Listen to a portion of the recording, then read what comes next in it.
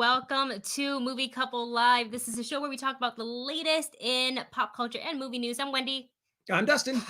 And hey, happy Saturday, you guys. So excited for you to join us. I know you're seeing just the two of us right now, and you're wondering, hey, you said there's going to be guests. You said the real rejects are going to be here. They will be here. There's a bit of internet connection issue to be worked through, but they are working on it, and they will get here when they can get here. But we have, a lot of time. Yeah. So we will, we have enough time. So we thought we'd come on here and say hello to you guys, and because we didn't want to start too late. So we'll just go ahead and chat with you all. And then when they get here, we're going to save the meat and potatoes of the discussion, which is Falcon and the Winter Soldier, until they get here. But we do have a couple of topics to talk to you guys about today. We have Phoebe. We just learned that Phoebe Waller-Bridge will be starring opposite Harrison Ford in Indiana Jones 5. We also got a sneak peek at Avengers Campus, opening up down in Disney, California. Disney California Adventures. Oh, yes. And it's going to be opening, June 4th? June 4th. I'm so excited for it. And of course, we will be talking about Falcon and the Winter Soldier, but we are going to save that for Greg and John get here. So in the meantime, I would say if you have any spoiler-y comments for the chat in regards to Falcon and the Winter Soldier, I would just maybe... Are you okay? Oh, yeah. I was just making sure that, because someone said that it sounded like we were repeating, but I listened to it and it sounds okay on our end, on my end. Okay. So if there is any problems with any kind of the sound, please let us know and we'll try our best to fix it. Yeah. Let us know. I'm going to wait for the comments before I bring the rejects in here. So let us know, guys. Just waiting. So, because I don't want us to our audio to be like crap before the rejects even hop in. Then it's just gonna be dumpster fire, like 2020, but internet. Mm-hmm. So there's a bug in here. Again. Gosh, your audio is good. Okay, thanks, MK. So without further delay, we're gonna go ahead and bring in the rejects in here. We're so excited, and oh my god, the bug. Everyone say hi to... Oh, hold on. That's... Zoom out on us. I was like, let's just get super close to each other's faces the whole time. Let's spend the whole stream right here together. Like this. Oh my god, wait. Pose, mother effers. Oh yeah. Wait, prom picture. Oh, look how pretty that is. Look how beautiful that is. Okay. So charming, you two. So charming. You see what happens when we get YouTubers together in boxes? We're all narcissistic. We record each other, self-centered, and then we record ourselves. And then we record ourselves recording each other. Yeah, and then we're like, swipe up like I'm doing now. Oh, yeah. Let me tweet this link out real quick. Oh, my gosh. YouTubing. Guys, how are you guys? Sorry for being late. Sorry. No, that sounds okay. like We're so happy you guys are here. Sounds like you had some glitches on your end, too. Apparently. Hey, it's the internet. What is live without glitches, though, to be honest? It's true. It's the charm. It's there has to be an element where we're all like, are we live? Is it working? Is there echoes? Is the sound broken? Well, our most recent live stream, we actually, it was like, we had like 1,700 people immediately. And that was the most we've gotten immediately in a long time. And then like 10 minutes later, it was just like crashing all the sound. And then the whole stream crashed in 10 minutes. It was really, and then we couldn't get back live for like another 90 minutes or something. It took a while. Took a long time, That was not my finest hour interfacing with Stream Elements, so we went right back to Stream. In fact, Stream Elements, I haven't opened it since that day, but every time I tried that day, it just crashed after that. It was just like, we're not even going to try. I'm not even a program anymore. Just put it in the trash can. Which is funny. I'm having nostalgia because we started doing lives on StreamYard, and I really do enjoy StreamYard. I feel like we're not aware that we're live at all. I feel like we're just talking with you guys. Feels like we're just hanging out. There's a whole audience here who's listening to this conversation. We don't need to concern them. We don't need to hear because they love us. Let's just catch up. Screw Falcon and Winter Soldier. We don't care about Falcon. Who cares about what Phoebe happened Waller-Bridge or Disneyland? Disneyland? Who cares about Disneyland? No one goes there. Oh, no one yet. This is a yes and moment. This was your yes and moment. Oh, okay. Some things you can't joke about, Wendy. Some things you can't joke about. It's just like I have missed Disneyland so much that I am just really gnawing at the bit to go back. Yeah. Especially with all the cool stuff that they've been doing. Oh, fun. Well, you guys, the real rejects are here. Greg and John, thank you guys so much for your time. I've missed you guys, hence why we just railroaded for about 10 minutes there, catching up. Because we haven't yet. But I feel like everybody here, I feel like Reject Nation is definitely here. But for viewers, I guess, who may be meeting you for the first time, tell them about yourselves. Promo. Well, John started everything, and then eventually I was like, yo, dude, can I get in on that action? Yeah, and then I was like, maybe. Let me think about this for a while. I don't know if people are going to be able to adjust to so much you on this channel. We are just another version of the Movie Couple channel. Yeah. We do reactions and reviews and sketches once in a while. Sometimes we do sketches where people don't realize it's a sketch until the very end. And like those yesterday. are the most thought-provoking ones to do to people. And and then Wendy and Dustin have been amazing to us. Are you still a Collider, Wendy? I forget. I don't know what your position is. I said goodbye to that. Well, I didn't. It wasn't my choice. It was the pandemic's choice. The pandemic said, "You like your job? I don't think so." Well, I don't like your job. You guys are growing so much, though. And Wendy's been such a sweetheart to come on this channel so many times. Dustin, I've never invited. I should invite Dustin sometime. Dustin. Well, you guys know the real talent. You and me, Dustin. We'll collab, you and me. Oh, yeah. And I still remember the first time you and I actually got to hang out for a little bit was at Disneyland. Was when I think it was like, oh my God, we went to see Frozen. Yeah, because they had that Frozen thing there. Yeah. With you were there? Yeah. Oh, I was. I was like, who are you talking to? Me and Dustin's time to bond right now. All right. Coming up with Dustin and Wendy. Yeah, Greg, you don't remember us going to Disneyland? Come on. Oh, yeah. We got pictures with the big giant snow guy. Right? Yeah, we did like a photo where we're like running away from it. It was good time. And so you guys, I put the link for everything that you need in order to follow the Real Rejects in the description box. So please, link, yes, we need you everywhere. Guys. We need more followers. We need They're you on their way to 1 million. People have been saying that for years. Every YouTuber under 1 million is on their way to 1 million. But you're so close. I know I've watched you guys grow, and I remember the funniest thing with so John and I have been friends for a really long time, even before I was aware of the YouTube channel. So when I remember that. And my face was just like, I was like, wait, what happened when the two of you both walked into Collider, the first building, and I was like, John? Oh snap! Wait a minute. We don't have a maze to do. Yeah. I'm remembering that now. That was I remember feeling very left out that day. I'm sorry. This is the whole point, is to dredge up all those old feelings. Wendy's been my boss at one point. I've been under your supervision before at Universal Studios. Yeah. Oh my gosh, I was the cool boss. Yeah, I was the cool boss. I let them do whatever they wanted. Yeah. I don't know. I've seen Wendy get upset at some Collider events before, or like there's only one time I've seen you get upset, and I don't remember specifically what it was. Was it at Tom? Was it because Tom did something? There was just something not going according to plan for a Schmodown related event when they were part of Collider. The only person I'm ever mad at is Tom, but when he's not being Tom, when he's being his persona. Okay. There's something going wrong. You were like, I don't got time for this.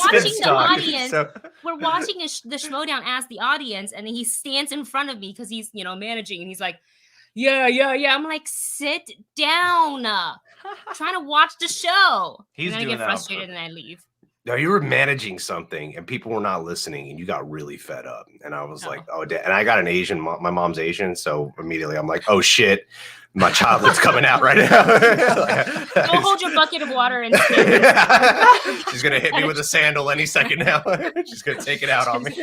I wonder if that would have worked. Dude, try it. Next time you're in a management scenario, just keep the sandal on hand. Keep La Chancla on hand. Oh, that'd be great. But you guys, so happy to have you here. And it wouldn't be like a proper movie news live stream if we didn't talk about some news. So wanted to kind of get you guys' thoughts on what's that? What's news? I follow Eddie. Indiana Jones 5 to star opposite Harrison Ford. So let the speculation begin.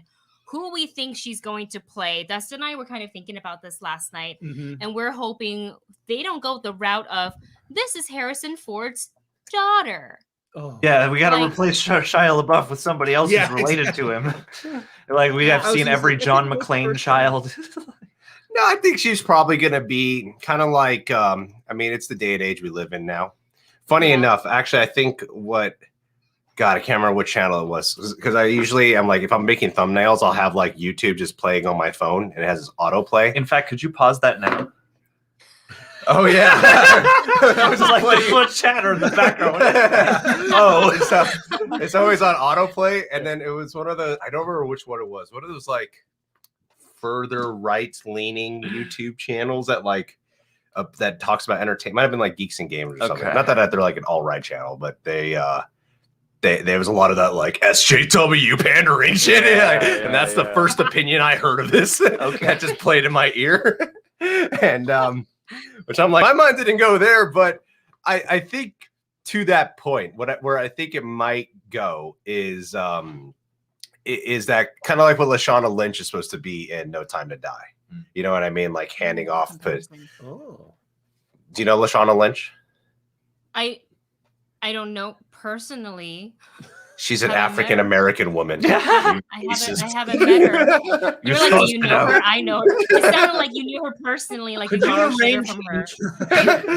But the way how she's supposed to potentially be handed off some type of, I don't think she'd take over the. Confirmed for her? Is that confirmed for her to take over the Bond? Nope. I don't know if it's supposed to be taking over the Bond franchise, but get her own kind of franchise. The way how they once had it set up for Halle Berry for Jinx, I think that's what. I don't think she'd be taking, Phoebe Waller-Bridge would be taking over Indiana Jones. Like that, she wouldn't be the star of Indiana Jones. Yeah. But I think they'd be like setting her up to be a new person we follow. Yeah, I mean, I could see her definitely being some kind of quirky archaeologist type who could, is different from Indy, but is in the same lane or something, who can foil him, but also get, into the adventure and keep up with him and all that stuff is sort of what I'm expecting. I feel like whatever they do is going to, I think they're going to wait and just see how people respond to it. Or maybe they'll do some like meta, like commentary of how Indiana Jones, like Harrison Ford, he's not exactly the most woke kind of guy.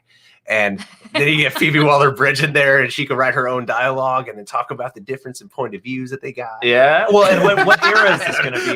This is why you should never have me an Indiana Jones script, because I'm like, I don't know, try this. Well, it makes me wonder, because now I'm sitting here thinking, well, it was what, the 50s in King of the Crystal Skull? They did the whole like refrigerator nuclear test site thing. Like, what's this going to be, like the 60s? That's like, what I mean. Yeah. See? Times like I'm on to something. Sexual revolution, Indiana Jones. Oh my God! She'll be the third partner to him and Marion Craig. There you go. She's there to spice up. It's really about the adventure of spicing up their marriage. That's it.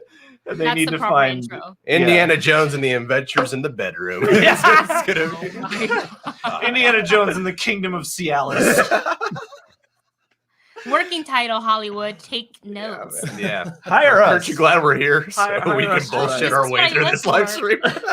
Well, there's not that much. We'll watch our videos and just like sit there and crack up. I'm like, oh, and we have those moments like, I get that reference. I get it. Those are for you. It's just for Wendy and Dusty. Yeah. What's your thought? No one else. I mean, other than not hoping her that she wouldn't be, just a daughter. Oh God, I was so nervous about that. I was like, oh, please don't go down that route. We did that on the last one, and it just didn't work. Yeah. And because I know which is why we need to try again. It didn't work before. Let's do the exact same thing. But with the daughter this time. It was a boy. That's why. Let's make it a chick this time. Gotta go with the girl. I'm hoping that they just kind of make her an up-and-coming archaeologist who's very kind of spirited and very spunky and just kind of like a strong female character, instead of trying to make her, I'm afraid they're going to like try to make her kind of like the insecure, nerdy kind of person who doesn't really, it's just like book smart kind of thing. I want her to be kind of like a Laura Croft in training. I want her to be kind of like, she's the one who will go out there and actually kind of like go toe to toe with Indy. And he's and the fact there's just many adventures that Indy's like, okay, at first I thought you were just, you know, a nerd, and now I'm like, wow, you can actually hold your own, be impressed. And Indy's just impressed by her, and yeah, he kind of takes her under his wing in a sense. So kind of more like, I mean, I don't know about the position, the dynamic between them, but her portrayal to be less Rachel Weisz in The Mummy and more Rachel Weisz in The Mummy Returns is kind of what I'm getting from it. Yeah, that is an excellent point. That's actually a really good I get that comparison reference. to make it That's so right. yeah, she's a little bit more of, instead of when like a mummy or something pops up out of the tomb, instead of going, oh my God, running away, she actually picks something up and hits him with it. Yeah, and it takes a piss on it. Yeah, Yeah. like I just beats it senselessly past the point you know it's dead. Yeah. Oh man. We want to go disturbing in this book. In this Indiana Jones, whichever franchise. The bloodiest one ever. Just Phoebe Waller-Bridge, like, yeah. Yeah. Cool if they start going back a little bit to the Temple of Doom. Sequel, direct sequel, Temple of Doom. There it is. That's the timeline right there. Yeah. Because the third one sucked. Temple of Doom supposed to go before Raiders of the Lost Ark? Go back. Because Yeah, isn't it like the 30s? Or Temple of Doom and then Raiders of the Lost Ark in timeline, and then the third one. I think. Well, Temple of Doom is like you know what I think really happened with Temple of Doom? I think there was a typo. And like Temple of Dawn, because it takes place like a year before, right? Yeah, and I think they just messed it up, and they're like, "It's really a prequel." I'm like, "How does this segue into Raiders of the Lost Ark?" Like, how does this How work? is crazier than that? It could be So either this movie one. will it'll retcon the whole thing. Those movies, and then they'll just start over. Harrison Ford would never stop being Indiana Jones. Like this is just going to be like a rewind button, restart.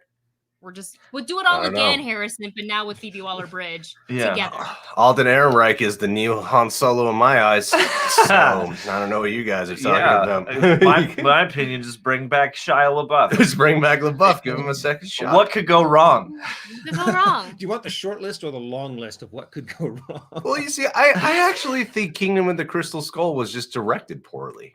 I think there's a lack. I think it's a terribly paced.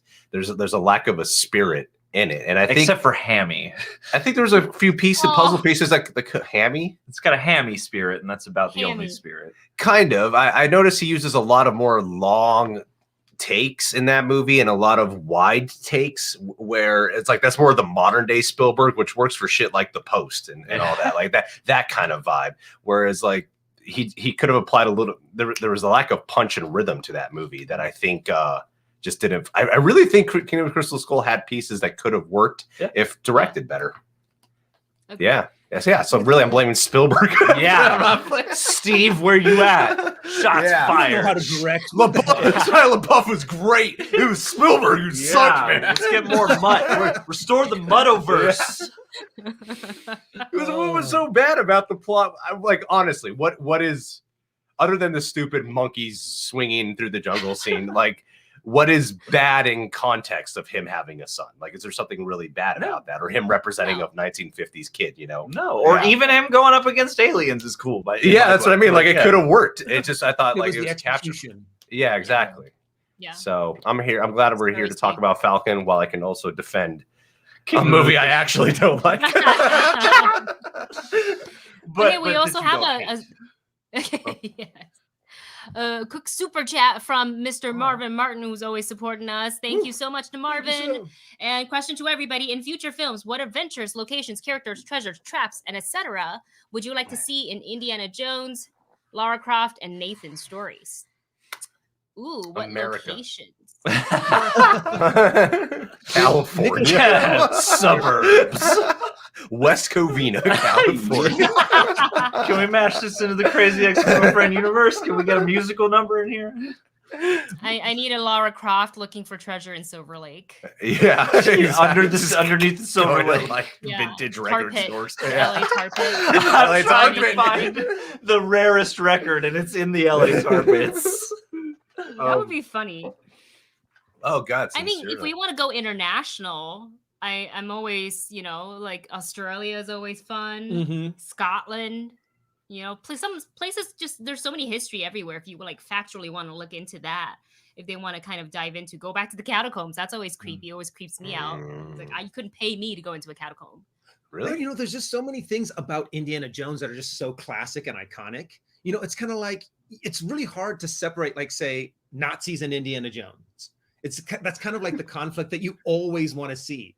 Like, I mean, to see Indiana Jones go into like maybe an old Nazi base kind of thing that's been abandoned for years, and the Nazis had collected something that you have to get, is kind of what you almost always expect from an Indiana Jones adventure. So I guess kind of veering off of that and going someplace completely new is always fun. Yeah. West Covina. West Covina. Who would expect that? What's the opposite of Nazi Germany? All the people that are not from LA, it's like, what's West Covina? Yeah. Google it. Look it up. This is where she, what's her character name? Rebecca? And Crazy Ex-Girlfriend. Yeah. That's where she's from. West Covina, California. West Covina. So sincerely, though, Andina. where did Indiana? He went to Germany, obviously. Where's India in Temple of Doom? Yeah. And where does he? Egypt in Raiders of the Lost Ark, right? Okay. Yes. That's where Megan took place, was in Egypt, Cairo. That's right.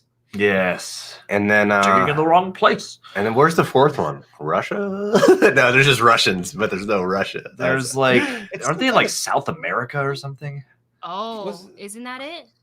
I feel like it's If something. only like we had access to a computer. If where only we had could facts. get it super quick. If only there This were is me facts watching we the could look chat, at. waiting for the chat to come in because they always come And in helping clutch. us out and be like, well, actually, Indiana Jones happened and this was filmed here. kind of I thing. see. But, oh yeah, I think actually doing some places in the Orient. Have they not done that? That's I don't always the think part. so. That's I the don't- new part 3 move for any like Bangkok, right, Wendy? Indiana Go to Jones and Madripoor. Bangkok. Yeah, Go Madripoor. Yeah, there you go. Go to Madripoor. Which is Bangkok. Yeah, essentially. Which is Hollywood's Bangkok, Fake- right there. Yeah. Fake Marvel Yeah, Bangkok. Wait, have you been to Bangkok? I have not. I want to. Have you? No, I mean I always hear it's like hookers and murderers. What I always hear about. It's the scarier sounding version of the Netherlands. It's where you go for wacky comedy or some hitman. Who's telling you this? Amsterdam. That's not what I'm hearing about Bangkok. My goodness. Isn't that what it? I'm thinking of that Nicolas Cage movie. Bangkok Dangerous. Yeah, that's what, Yeah, about Bangkok, I don't know. Isn't it like often portrayed as like a triads seedy and- or place? the Yeah, where Chinese there are like getting my Asian. crime families, red light districts, and easily attainable drugs. They'd all make more money if they all went to Make China. hearts in your drink. Yeah, Mhm. just send them all to China. Send all Indiana, Laura, and Nathan to China. See, I want them It all makes to go. one big movie. Yeah, That'd be cool. crossover in China. The Tomb of the Dragon Emperor. Get the mummy in there too. Yeah, get Brendan Can Fraser you back. imagine? That would be. I mean, And you could have the Yetis in the background playing football. I pay for it. Yes. Yeah. Hey man, I pay to see if Brendan Fraser can come back is the point I was going to get to. he can come back in a major way and do more mummies. If Tobey Maguire could do it with his back, Brendan Fraser could do it with his back. Do it. Make it happen. And we were talking about Disneyland earlier and how much we are ready to go back to Disneyland. I don't think our wallets are, because I just saw the ticket prices for them, and I think the lowest tier starts at like $115 for 1 day, one park. So it That's sounds where really expensive. That's where Indy and Laura and Drake go. That's They've got a that's treasure where to it afford is. that shit. Under the Disney tunnels, the backstage area where like the performers would park their parade and costumes, and then they have to. Then it would have to take place in Florida when they have like that all underground maze and they're trying to find hidden treasure that's down there. Done. Wait, is Disneyland open? It's opening right? at the end of beginning of May or the end of this month. And since we're talking about that, Avengers Campus will be opening on June 4th. And I grabbed some photos last night just so we can kind of like geek From out that- over them. From that 20 seconds of footage? These are from, but luckily D23 came in and gave us some really nice photos. Nice. So these are just some of the things that. Oh, it's in front of the Guardians. Oh, cool. Yeah. Oh, Pim I- Test Kitchen. I still You haven't, get some generic ass Disneyland food, but it's pretending to be Have very some special. Ant-Man titles to it. Spaghetti Everything looks Al really Ant-Man. Yeah, they have like, I don't know if you guys saw the food, but they have big food. and little food, like little. Very descriptive. You don't know what Would you you're like gonna big get, but if food, you or order would big, you like the little food? We don't big. serve the middle, medium-sized food. We just have the little food and It's like the big Costco. food. That's how they make it so Yeah. affordable. Is they just cut out the You need to middle go to- tier of gas. They don't say what's on the menu. It just says big food or little food. So know would your you like? appetite. What do you dietary restrictions, allergies? None of that matters. It just matters if it's big food Not to or the little mouse. food. I actually didn't even see the Avengers Campus trailer, the one that was like circulating yesterday. I actually don't think I You saw missed it either. out. I think If I it's just if there's laughed not a at it. camera pointed at us, we're not We don't watching. watch anything. If anything. We just read books off screen. Yeah, we're actually super intelligent people. When the Such- camera such turns off, we just scholars. immediately morph back into sophistication. Take the glasses off your eyes. Like, all right, here we go. Yeah. And Yeah, and we you're both on. we break out into British accents and talk about how juvenile everything we just watched was. I mean, okay, this Avengers Campus is our publicist for Disney watching. Marshall is here. Marshall's in the chat They're right now. always- They're always. It's like Baskin Robbins. They Always always know. find out. Yeah. Even when you're in a different franchise owned by another studio, they always find out. She's doing an Ant-Man reference. Yeah, and Ghostbusters, Baskin Robbins was like all the comments on that little That ad was that about was Baskin great. Robbins. That was such a wacky clip. I do really wish, though, on that clip, they would have saved the mini Stay Puft Marshmallow Men for the reveal in the show. But they gotta sell merchandise. They have to start now. And That's true, the little honestly, food version, and then we saw the the big little food in the food original. It's the little food. Disney just took a giant Stay Puft Marshmallow Man and shrunk them down to that size. Yeah. Mhm. No, I should they probably- have little food and they have big food. I put it on the community page on our channel that we're talking Falcon and Winter Soldier. I think I need to change and edit this. So we're talking you're Ghostbusters, Avengers Campus. Where we want to Food, see big Nathan food Drake and go. little food. I want Big food, Indy, little Nathan food. Drake, and Laura Croft to meet on Easter Island at the Bermuda Triangle on Montauk Eating big Island. food. Eating big food, searching for little food, finding medium food. That's the twist. Oh man, that's amazing. And another super chat, of course, from Mr. Marvin Martin. Thank you so much. Marvin writes, Avengers get respect, but if you are born with it, people hate you. How will Marvel answer double standard when mutants start to enter the multiverse? That's a great question. Actually, it's really cool. Hmm. Honestly, that's been one of the big questions in Marvel for the longest time is, well, why do you guys not accept why does everyone fear mutants? But like, say, someone like Captain America or Ant-Man, who've gotten their powers through either like being injected with a serum or they're superhuman, but mutants they're celebrities are... almost. Mhm. And the mutants are like, get away from me. That's interesting. And I'm curious, I think it's going to be a big event that starts causing mutants in the MCU, and then everyone's going to have that negative connotation to that event, Mhm. and then kind of like, well, you're not a real superhero, you're just a mutation, you're just a freak, kind of a thing. And I think that's going to be the connection a lot between mutants and superhumans, is that mutants get that freak tacked onto it. You're a freak of nature. I mean, what comes directly to my mind just in thinking about this and to listening to what you've been talking about is, I guess, the one major difference I feel like you could zero in on is that fact that, not everybody gets a great mutation or a great power. And so like there is a lot of emotion that can swirl around that. And it's like you have, at least with a Steve Rogers type, it's like that had a design and a vision that saw it through to creation. You have other accidental guys like Spider-Man and stuff like that. So like, yeah, it is kind of a problematic thing because, it's like the people of New York seem to love Spider-Man, but also mutants. I think maybe it's just that. It's that thing of it could be brewing just in your own DNA and nothing happened to you. And maybe, I mean, it's like not common knowledge how half the heroes got their powers to most of just the normal citizens in these stories. So I feel like that's the biggest part of the question. Sort of like, how do you alleviate that discrepancy there? People being like, cool, this guy who shrinks and grows is awesome. But this guy who, does a similar thing, but, without a suit, nah. Well, I think what I've always like there's it's not official, right? The whole thing about how there's a Mutants movie coming, like they're not going to go with X-Men right away. Like years ago, I was saying that if they ever do introduce the mutants, I always thought it would be really cool if you did kind of like how Captain America Civil War, it feels like an Avengers movie essentially. But if you did something like that where you explored the different perspectives of mutants, kind of what we're all talking about with how Bruce Banner was hit with gamma rays. I'm super soldier serum. He has been bitten by a radioactive spider. These people are born with them. Can we trust them? Like taking the perspective of our heroes and them encountering some villainous mutants and also encountering some good mutants along the way. That way you see that, oh, by the end of the story, mutants are just people, you know, like kind of hitting that message home, but then having the social commentary, the political commentary that mutants naturally give us. But then I thought about the way they're handling the Spider-Man franchise, and I think they might just make it funny. I think they're just gonna make it all like, oh, mutants are here. Oh, this is kind of goofy. What new?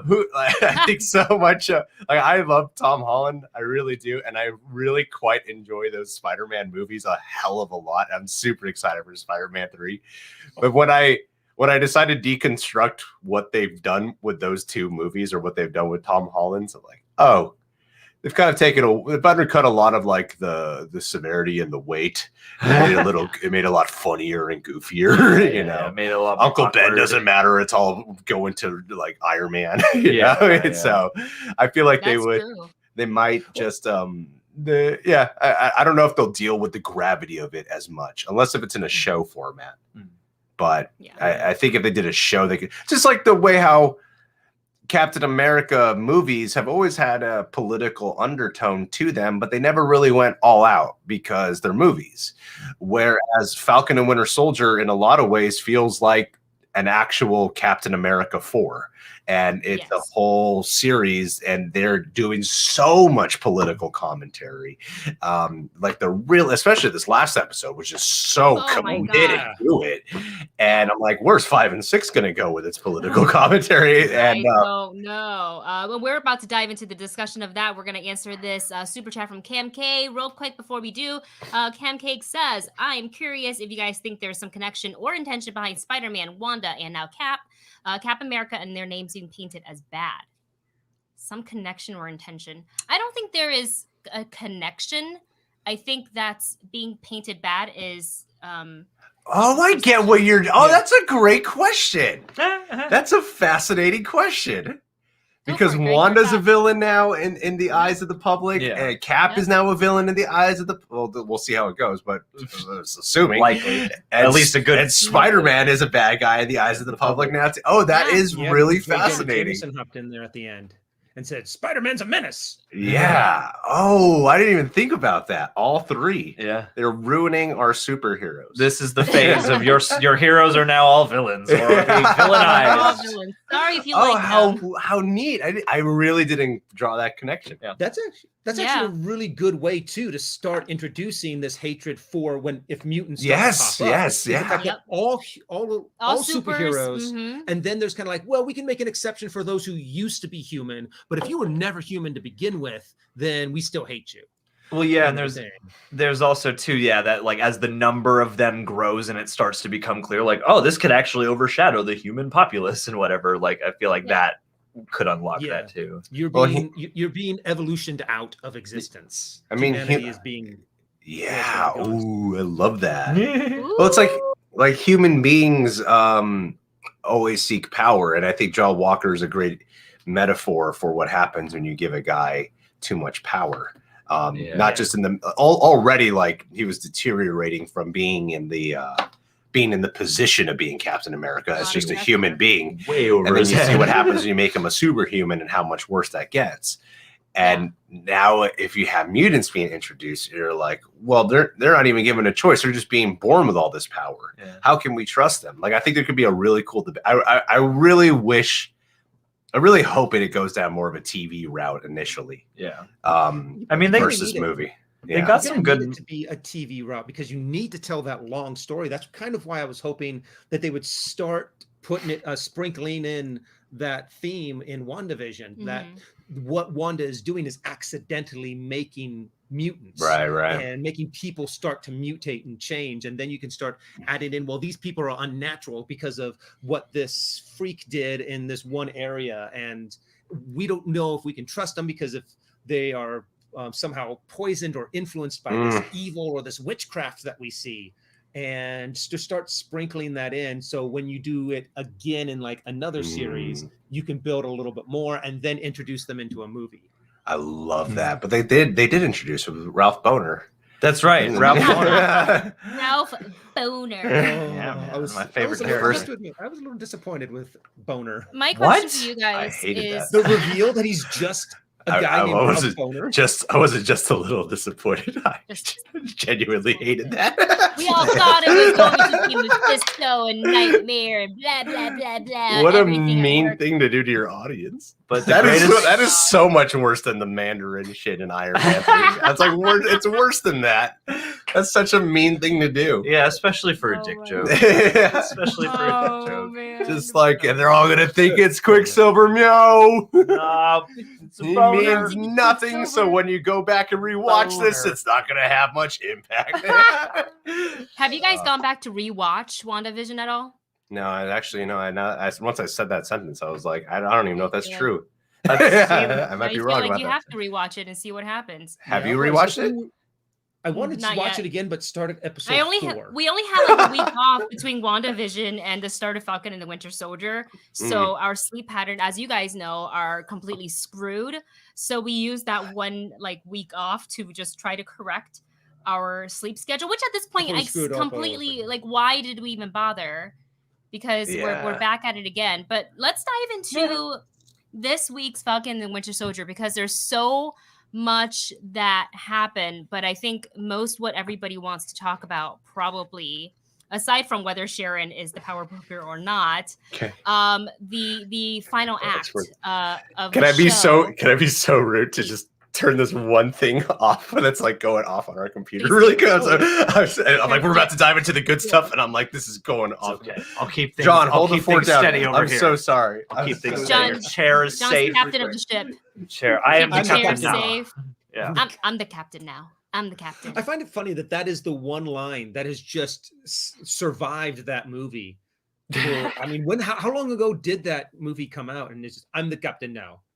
That was that was a while ago. I don't know. I don't compete in this Schmodown for this exact reason. 2018. It was something like that. When was Captain Phillips? Captain Phillips? Yeah. Oh God, I want to say that was like 20 fucking 2000. 2014. No, 2013. Early. That sounds too early. No. Oh, 2013 says MK in the chat.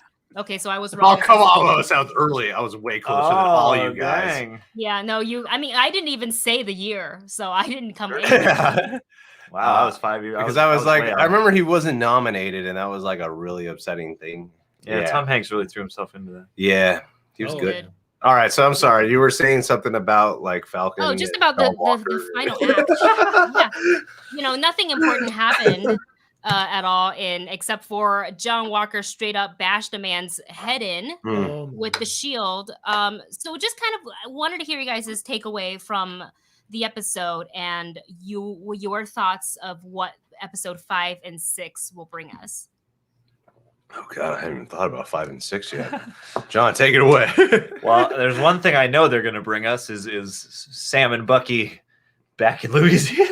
Because we still haven't seen those scenes where they're throwing the shield around and they're out front of the house like frisbee with a shield. Yeah, just tossing it back and forth, taking a break before they charge up. I mean, everything obviously has to come to a head with the Flag Smashers. I mean, I think we're definitely going to see some realigning of, Bucky and Sam and John Walker are not going to interface, I don't think, any longer. So they're going to have that opposition, which will probably mean I mean, if the government keeps backing John Walker, that means Sam and Bucky are once again fugitives and are going to have to take matters into their own hands. I feel like this is. I still can't tell if they're going to pay off Sharon Carter or if they're just, teasing us for, a longer play with her. But I feel like that might come back into, like, she might come back in as Zemo inevitably fires off in his own direction, and Sam and Bucky have to do some kind of a deal with Carly Morgenthau or something. Those are the half-baked ideas forming in my head right now. Well, I think Falcon I think they'll find Zemo, but they're going to let Zemo go because of that one shot in the trailer when the gun is pointed at Zemo, then he lets the bullet. Winter Soldier has the gun pointed at Zemo, and then he lets the bullets drop out of the gun. Mm-hmm. And I feel like that's part of his arc, because I don't know, like the whole thing with the therapy thing, with you can't kill people. Don't hurt anybody. Don't hurt anybody. That's the rule. Yeah. That's why he asked, because we needed the reminder. Yeah. So I think it's going to be down to a debate because the Wakanda people from the Dora Milaje from Wakanda are going to want to get him. And I think he's going to help Zemo instead. It's going to be a torn conflict that he's going to be in. And maybe he'll be like, I'll kill him. Let me get rid of him. And then he doesn't. I don't know. This show's been so unpredictable in so many ways. Yeah. And then I think at some point, Falcon, I think Carly will be working with Falcon and the Winter Soldier at some point. Probably in episode 6 is where I'm thinking it'll happen. I think Sharon Carter is Doctor Strange, and then underneath Doctor Strange is Mephisto. Yeah, and double Mission Impossible. We get another like catchy Agatha All Along theme song at the very end. And then Tobey Maguire's going to swing through in the portal. And on your left, the ultimate collab. Pizza time. break TV screens everywhere. Honestly, this episode, like, I feel like with kind of what we saw with WandaVision, and we're seeing a similar thing with Falcon and the Winter Soldier, as far as pacing goes, the show, each episode kind of starts kind of a little bit lighter, a little bit airier.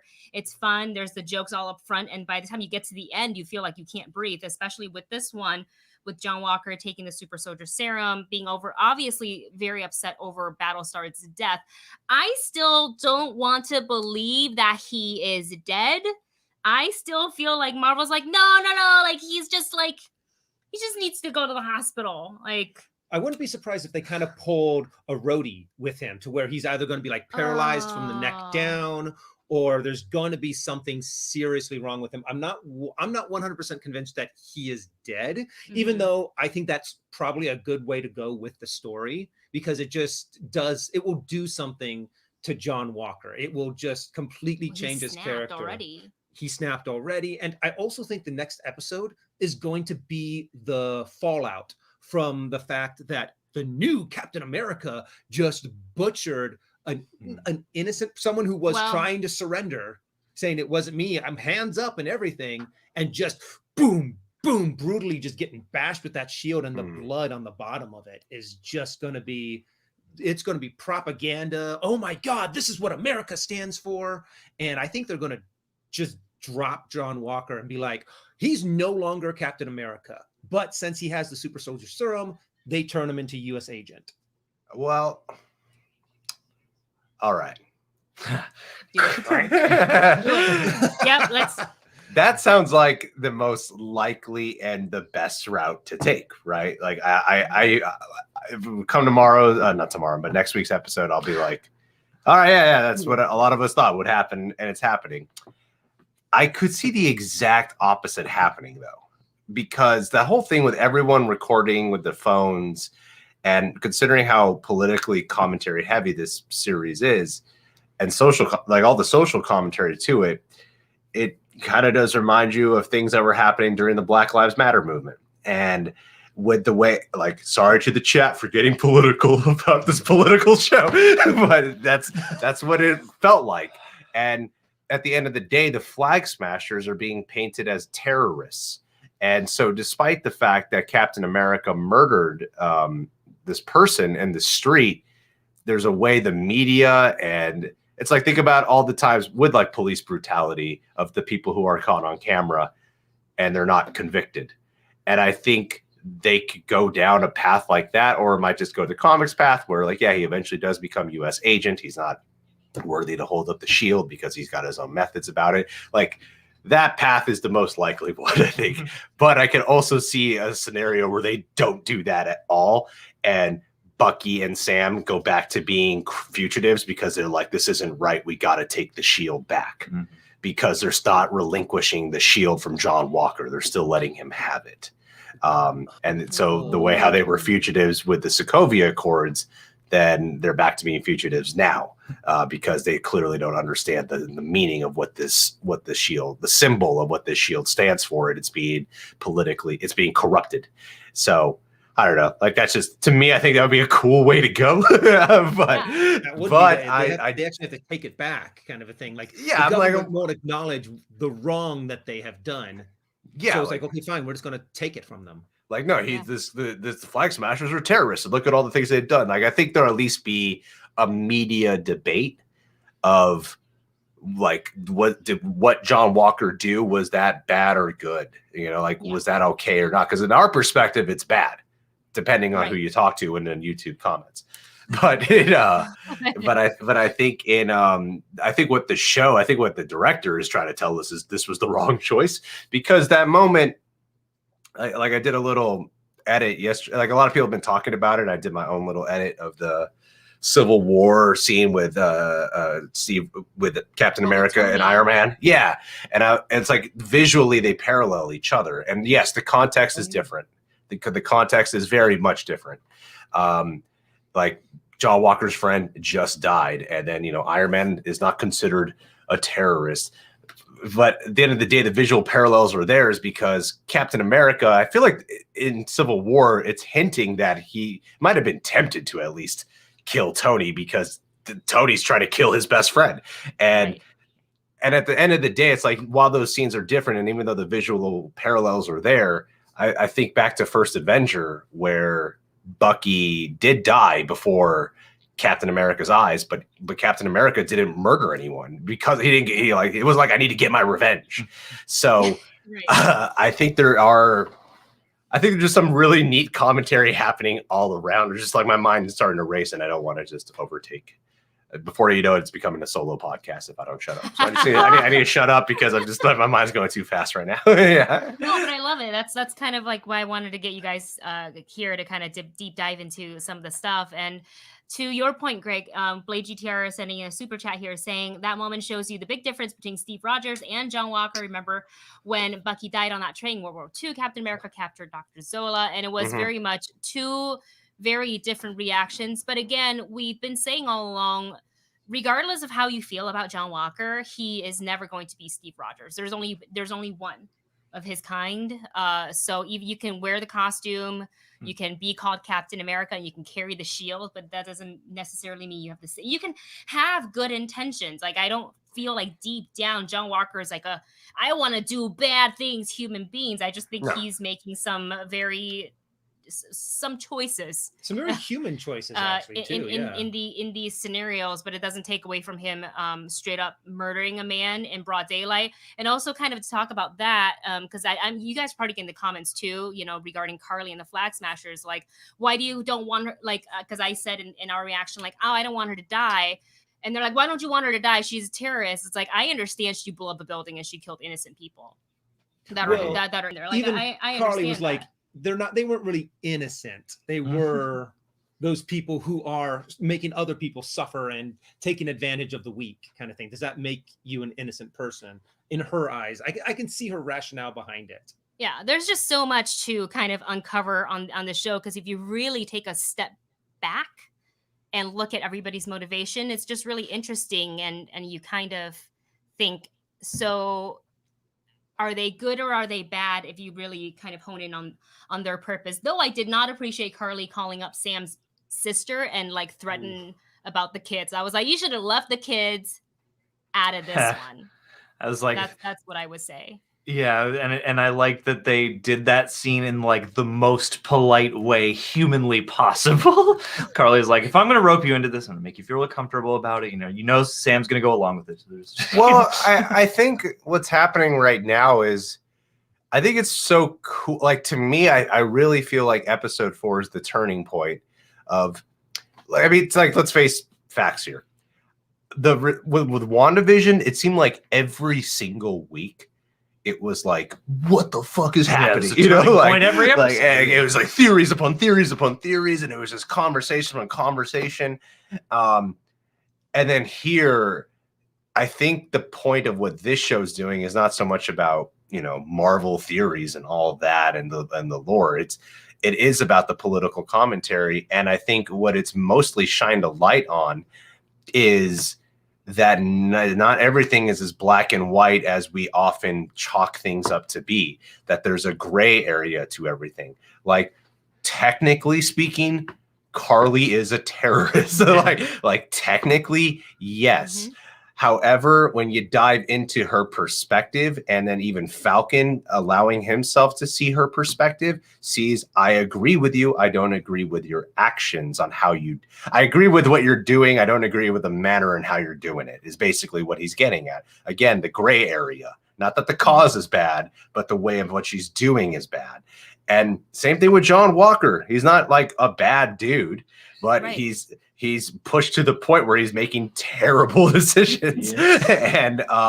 And so it could be, and what we often do is paint things in a black and white picture when really there's this big gray area to everything. And I think that's what this show, the purpose of this one has been doing, is having the discussion. Like, it's very easy to do something on a Disney Plus series and make it a very left-leaning commentary type of show. What I think what it's done is not really even make it about being on the left or right. It's just let it be this conversation about all sides in a very fascinating way. Portray each different side and then see how people in the audience react to each one and how they break that apart. Yeah. Mm-hmm. Yeah, they really did make everyone in the show have a sympathetic side to them, a sympathetic part of their story, to where you're like, okay, I can understand what you're doing, but yeah, we just don't agree with how you're doing it, kind of a thing. And I love the fact that they are really just making, I mean, heck, even Zemo, he's like, you can exactly understand his frustration. Like, he's the bad guy. You know he's the bad guy, but you're like, you're right. There shouldn't be just random people able to be like, hey, I now have superpowers. And these super soldier serums. But yet you just don't go about, you know, murdering the king of a foreign country to get the Avengers to kill each other. Yeah. Yeah. That's what I mean. It's like the show is, especially this last episode, I thought was like a battle of ideologies. And that's probably like my favorite aspect to this series is we don't really talk about the action scenes. Not past like the first episode, it was like, oh damn, some of the best Falcon action ever. And then like, since then, there have been some cool fights, but yeah, mostly it's just about like the entanglements and the alliances and those character moments that surprise you. Yeah, I feel like this super chat's for you guys. Can you show? I see, for all of us. Okay, everybody, show your shirts. All right, I got shimmy. I like your guys' shirts. I like your guys' shirts. What is yours, Dustin? It's Stranger Things, but mixed with it's Stranger Things Road. Season 2, but mixed with the Beatles. Oh, yeah, it's cool. Abbey Road, Stranger Things. Oh, I see it now. Oh, what is that big spider? Yeah, you got Demogorgon 11. Thing. No, the Mind Flayer. Mind Flayer. Yeah. Little guy back here. So Dave Harbor. This is from like what, Tino Evil or something? And they Tino did Evil. a lot of that looks like a Tino Evil's the shit, man. Absolutely. Tino Evil's awesome. I got a really cool Walking Dead shirt for They're awesome. Hey, I know we're running short on time, so I want to get to the super chat and then get you guys this kind of thought on what you want to see. Quick thought on what you want to see for the next episode. So this one comes from Risk Runner 101, writes, this traces back to Roger and Stark conversation. Big man in a suit of armor. Take that away. What are you? In this case, take away the shield. Who are you? Absolutely. He's just John Walker. Take it away, but John. He is a war hero. He's gotten he went to Afghanistan, gotten like 3 Medal of Honor, I think is what in his conversation with Lamar said. But that is true. I feel like they, as the public, they focus so much on the symbolism and they hold on to like that equals peace or protection and this and that. And you take that away, then what is it? Yeah. And I think the government in a way kind of made it that way when they assigned a new Captain America. So, but without me blabbing on, Greg and John, what do you guys want to see for the next episode? Quick fire. I would like some kind of meaningful return of Isaiah Bradley into the plot. I would love to see more of that incorporated because, you know, that was a very meaningful and it seemed like it grabbed everybody, and it's a further expansion on this world. And that's a character who was done very wrong and could do with maybe a little redemption before the end. So not that I'm expecting it, but I would love to see some kind of joining of that plot line. Yeah. Great. Oh God, what do I want to see for the next you know, WandaVision was so traumatizing that I don't even think ahead anymore. I want to see Mephisto, Tobey Maguire, Doctor Strange. Like, I don't even let my mind go there these days. You're afraid to, right? You're like, what's the point? I'm just like, I'm not gonna make theories. Just let it happen. Like, there are some things that seem so apparent. I'm like, it'll probably happen that like Kari is working with Falcon at some point, but God, in the next episode, what would I like to see? John Walker dancing. Yeah. With the shield in hand. Release the Walker cut. Walker cut. 2 hours, though. 2 hours. Hour of Zemo dancing. The Zemo dancing. That is hilarious. Yeah, I gotta take John's answer. That's too good. I think I would like it is really good.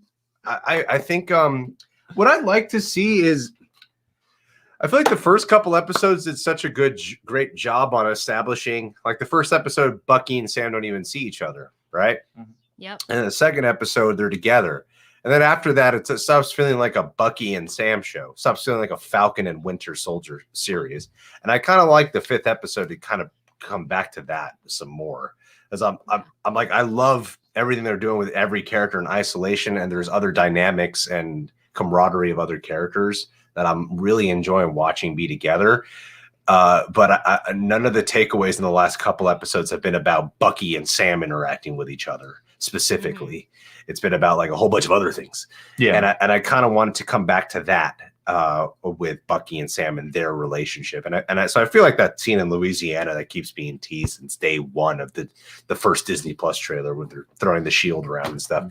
I think that's when we'll really get back to the core of it, because it's kind of just been sprinkled in throughout each episode. Yeah. But I'm kind of missing some of that, because right now it's kind of like they just sort of banter when they're together. Well, yeah, after like the Tito argument, which was like a TT, yeah, my uncle or aunt, whatever. Aunt, yeah, which was like it was kind of a forced humor scene. Yeah, I mean, it felt like it came out of a scene that should have breathed longer to allow for more of that kind of thing. And like something to, I think that would be really great to have their just duo dynamic come back into sharper focus, and also their individual ones, because the first episode too set up so much for Sam and Bucky to show where they're at in life and what they're dealing with, but so much of that isn't really pertinent to what the main plot is. So to make that feel whole, to touch back on them as individuals too would be nice. Yeah, I think we're getting really plot and politically commentary heavy, which I love. Like I love all of it.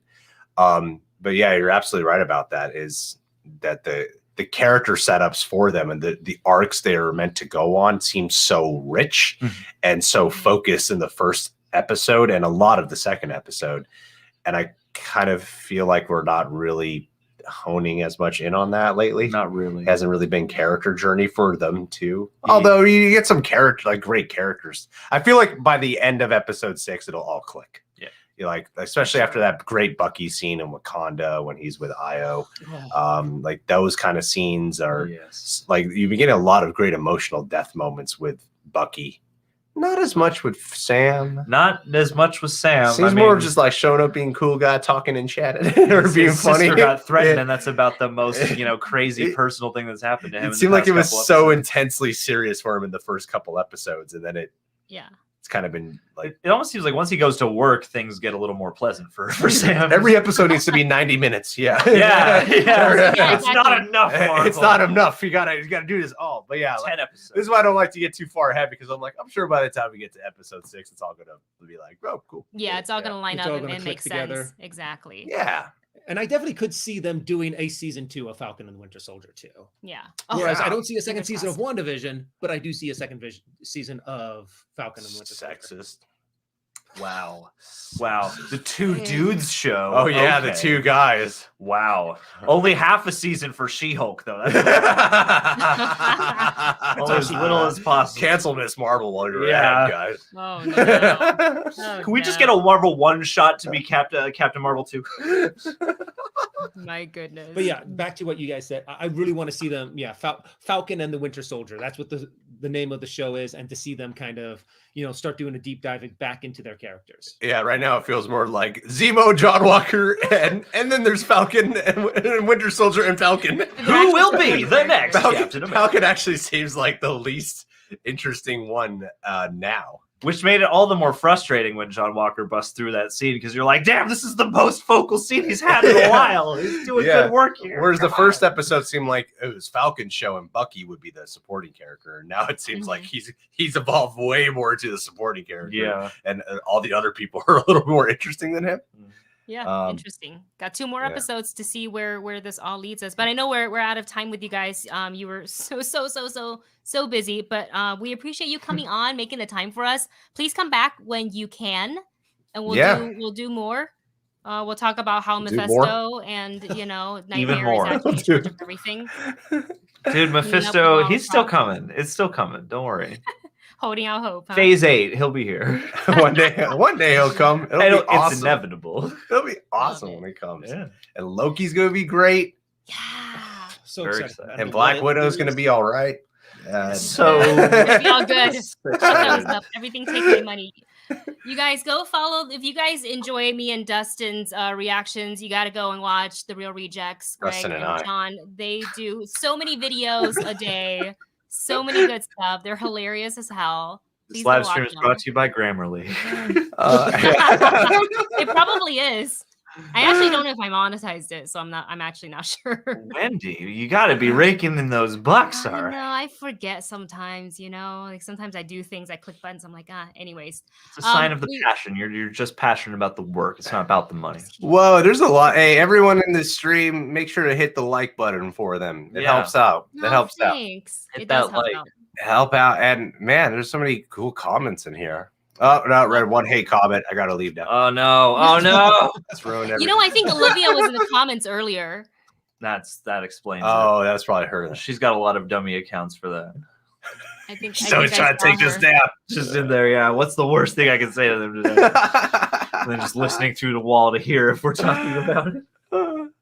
I think Dustin and I are going to stay and chat a little bit longer, but I'm going to let you guys go so you can do your things. Why don't you just keep us on the camera while we're filming other stuff? Yeah, we can just check in.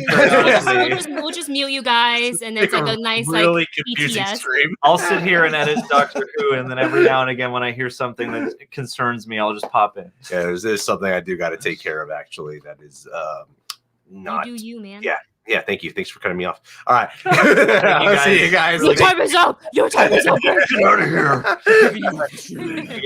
Do we leave or do you kick us out? What do we do? I think you can. Oh yeah, you just. I actually don't know. I've never had to kick someone out before. You're the first person. I think I can take you out. I think I'm gonna take you out. What if I just did that? You got to make up a story. And I'm like, we're gone. Thank God we left. Goodness. That stream was a nightmare to do. Yeah, I don't want to follow up on this experience anytime soon. We blocked Wendy on our phones. Mics are hot, guys. Thank God. Oh my God, the mic's on, John. Oh no, I love Indiana Jones 5 with Phoebe Waller-Bridge. All right, we'll see you guys. Thank you guys. Love you guys. We'll talk to you soon. Follow them. Bye, guys. Bye. There you go. What a treat, you guys. So Dustin and I will stay and just talk a little bit more about Falcon and the Winter Soldier because we love the show so much. But thank you to Greg and John for taking the time to come and hang out with us. We will try to get them back as much as possible. We all just a near miss from try that one more time. Near miss from Natasha Collins with this $20 super chat. Thank you so much. Thank you. Love you guys. It's so cool to see you all together. Thank you so much. Greg and John, they will be back whenever we can coordinate our schedule again. The hope for 2021 is to do more collabs. So you'll definitely see more crossovers with the Rejects. You'll see more crossovers with us and Late to the Party and whoever else we can try to schedule and be like, hey, Trying you to want get to John come? Roca back on the show. Oh yeah, Roca would be great. We've had Roca so was many a lot cool of fun. people on this show. Harry is going to come on, talk to her. Actually, I was playing beer pong with her yesterday. Oh, yeah? Well, not in person. It was via Zoom. But Zoom beer pong. Zoom beer pong. So Natasha, thank you so much. And if you guys enjoy seeing the Rejects, all of their info is in the description box below. So you can go ahead and just click the link and it'll take you to their YouTube page and their socials. And they do a lot of reactions, like full on reactions on their Patreon, I believe. So go ahead and check that out as well. But let's talk a little bit more about Falcon and the Winter Soldier. Yes. Because there's really a lot. And I wanted to kind of have, while we had John and Greg here, to kind of talk about the really pivotal moments, which I know is the end scene. Seeing Steve's shield covered in blood was just a sight. I think it was really a powerful image. Something I never expected to really see, which was crazy. So I'm very curious as to the consequences for next week's episode, and kind of wanted to get your thought on that. Because I didn't go to you because I wanted to because I knew we were because we could always, because we're going to have a little bit more time to talk. We're here forever. We're going to be here forever. Yeah. But honestly, I think I wouldn't be surprised if there's going to be an outrage with, of course, John Walker and what he's done. And this is my wishful thinking to kind of show, hey, maybe the government will make the right decision in this choice, even though every single scenario that we have seen so far, they haven't. Is the fact that they will be like, okay, we're taking the shield away and we're actually going to offer the mantle of Captain America to Falcon, because Falcon was a Captain America for a while in the comic books. And I think that would just be a really cool story arc for a little bit to make Falcon or or Bucky into the new Captain America. Right. But either Bucky's going to be like, no, not me. I have too dark of a past. True, I was Steve's best friend before he was Captain America. I probably do know him the best out of everyone, but I don't think I can't carry that mantle. But Sam is, and now Sam's going to feel the burden of the shield. Ooh, interesting. I mean, what I would like the consequences of that, obviously now that it's all over social media, I think it'll spread. That footage is going to be everywhere. So there'll definitely be a talk as to, why did you go guys kind of operate on your own, going off the grid like that? Look what happened. And if indeed Battlestar did die, he probably is, which is so unfortunate because I enjoyed his character so much. And when I saw that, I was like, I mean, like, he's not actually dead, right? Like, maybe like really, really hurt, kind of like Rhodey, maybe paralyzed or something. But I don't know. I'm like, here's me hoping for the best. But everybody in the comments in that video is basically saying, no, he's pretty much dead, which is the cause for John Walker to snap like that and go after the guy, even though he didn't personally deliver the blow. It was really more Carly because he wanted her, but he settled for he caught up with him and he was just so outraged. What I hope is that once they're back in the States, I'm guessing, or maybe the government comes down, maybe the U.S. agents come to them instead, because it's all happening really quickly, is either can go one of two ways. Either John Walker will say, oh my God, what did I just do? Volunteers to give up the title of Captain America and the shield, or say to Bucky and Sam, you guys take this, and then they have it right there and then Bucky and Sam go on the run with the shield because now they know they can't give it back. Or the government takes it away from John Walker and they give him the new title of, I don't know if that's how it works in the comic books, and they give him the title of U.S. agent. Or the other thing, which I think some people are saying, I think Sean Banks here is saying it, when the government covers up for John Walker, which is proof even more how they treat their heroes differently, #Isaiah Bradley. Yeah. So that could totally happen as well. So we'll see. I don't want to like speculate too much. I kind of want to, what we all learned from WandaVision, to not let our fan theories get ahead of us. But it's also, I think that a lot of the show is the fun watching the show is to be able to sit here and speculate about what could happen next. But there's so many different ways this could play out, and I have to wait until next Friday to see what happens. But Soccer LTL says, I do not see John Walker regretting what he did, and he might not. He might be so angry, like, no, these guys are terrorists. The Flag Smasher are terrorists. They killed my best friend. They killed a war hero, a soldier. This had to happen. So yeah, absolutely, he could maybe feel that way as well. So I don't really know. So it's really interesting kind of reading you guys' comments, because I think everybody's seeing and reading into something really different. There's a super chat here from up a little higher. Nope. Okay. Well, there's this one. Oh wait, is this a sticker? Hold on, I want to see what it looks like. Let me see if I can find it. Oh, just $5. Thank you, DMR Lancer. Thank you so much. But even higher above that, we missed 2 because we were distracted by the rejects. Oh, okay, here we go. And there's also another one above this, I believe. Okay, we'll do this one first. Question from Noel. Noel writes, hi guys, quick question. So sorry I missed it, by the way. Quick question. Who do you think Marvel will set up to be the heart of the next iteration of the Avengers? Sam? Sam would be a great choice. Yeah. I think Sam would be a great choice. I think he's as grounded as he can be. I think he knows how to talk to people. I think he can kind of sometimes separate himself from the task and his personal feelings, which is not an easy thing to do. So it really depends on, I'm trying to think who's left in the event. I mean, there's also need someone who has a very strong moral compass, and because that's what Steve was.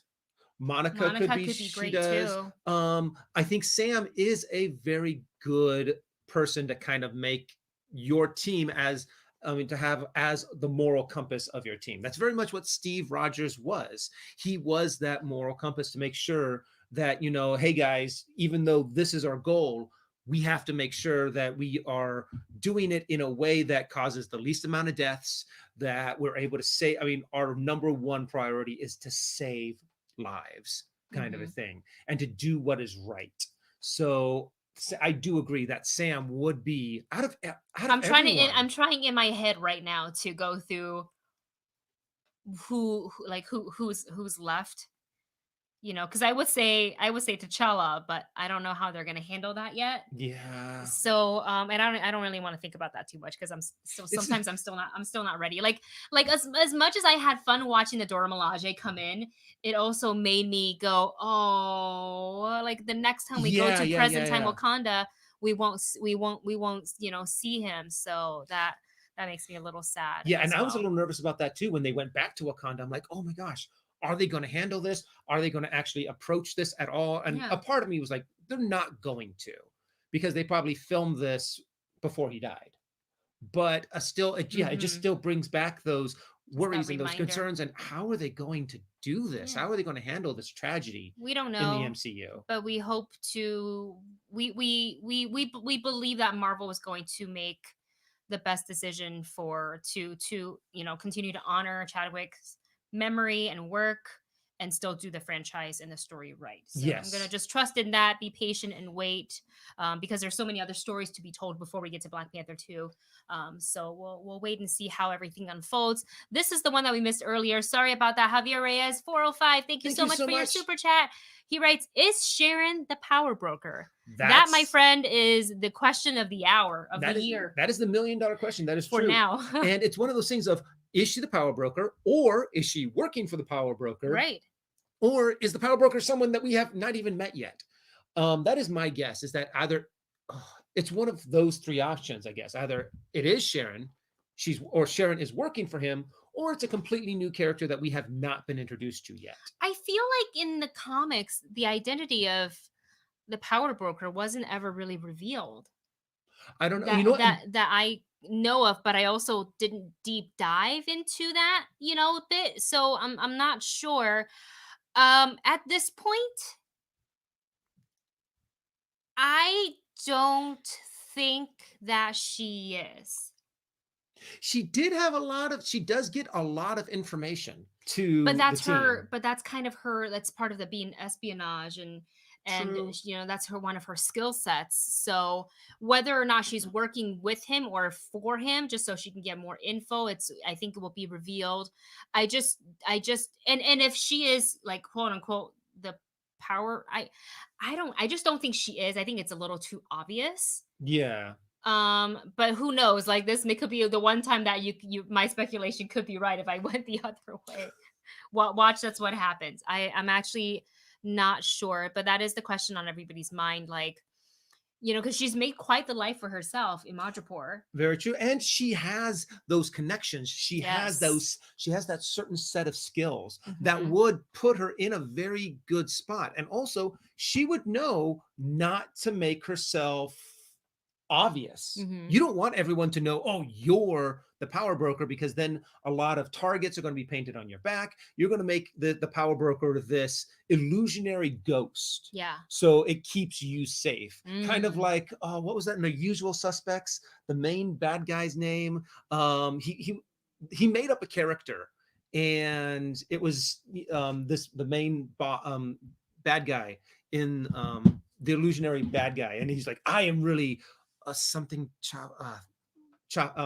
but it's not going to be real. It's going to be someone. If it is Sharon Carter, it's going to be she just made the power broker up and kind of placed him there so she can do what she needs to do. Thank you, Kaiser Soze. Thank you. So it is that illusionary bad guy kind of a thing. Interesting. I would like to see that revealed, regardless of who it is. Because now I'm so curious. I'm not saying this is a whole Mephisto thing. It's not Mephisto 2.0. It's not. But they're making this power broker out to be, you know, really powerful. And Sharon's always like, "Oh, he's pissed because you just killed a golden goose," and this and that. And I'm like, "Well, who is this person?" You know. So definitely would like to know who that may be. Other thing to talk about. We have two. I keep missing. I'm sorry, you guys. Thank you, Dustin, for keeping me on track. Hey, no problem. Super chat from Marcus Walker. Thank you so much. Marcus writes, Walker is Macbeth. His ambition leads to his degeneration as a character, which resulted in his ultimate downfall. His vice is his impatience.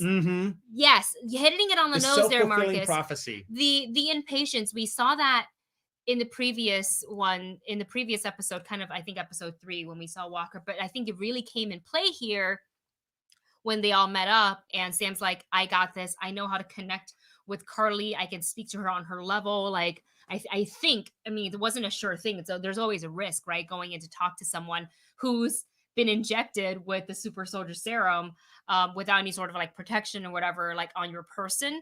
And he's like, give me 10 minutes. And John's like, yeah, 10 minutes. And it was almost too like, I got to call the shots. It's my way or the highway. And I feel like if they had really given Sam the time that he asked for, that it would have, I'm not saying there's going to be a perfect resolution because there's too much there. And Carly, you know, the reasons she's doing what she did is because she did ask for help. Like, they talked about this.